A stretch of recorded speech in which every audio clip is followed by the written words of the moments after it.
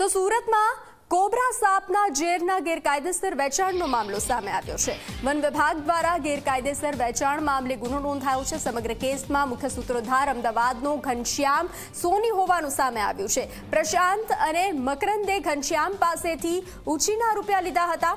ઉછીના લીધેલા 10 લાખથી બંનેએ આ ધંધો શરૂ કર્યો હતો। પ્લાસ્ટિક ઇક્વિપમેન્ટ મેન્યુફેક્ચરિંગના ધંધામાં ખોટ ગઈ હતી। રૂપિયાની વસૂલાત કરવા ઘનશ્યામે ઝેર વેચવા આપ્યું હતું। છેલ્લા 2 વર્ષથી કોબરા સાપનું ઝેર વેચાઈ રહ્યું હતું।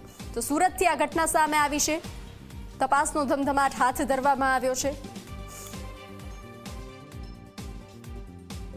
જ્યારે ઘનશ્યામ મુંબઈ ગયેલો ત્યારે વચ્ચે રસ્તામાં એ ત્યાં બરોડા રોકાયેલો અને એણે આ વેનમની જે બોટલ છે આપેલી કે તમે આ ઊંચા ભાવમાં જો વેચી આપશો તો તમારું જે દેવું છે એ પૂરું થઈ જશે।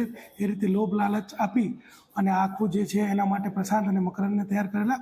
ત્યારબાદ એમાં અલગ અલગ માણસો ભળ્યા, એમાં પછી વકીલ પણ ભળ્યો અને પછી એ લોકો આના ગ્રાહકની શોધતા જે મનસુખ જે છે કે જે આ મેરેજ લાઈફની ઓફિસ ચલાવી રહ્યો છે, બ્યુરો ચલાવી રહ્યો છે, એનો સંપર્ક કરતા ત્યાં આખી ટોળકી ભેગી થઈ અને ડમી ગ્રાહકને 9 કરોડ 10 લાખમાં આ બધું વેચવા માટે તૈયાર થઈ ગયેલ।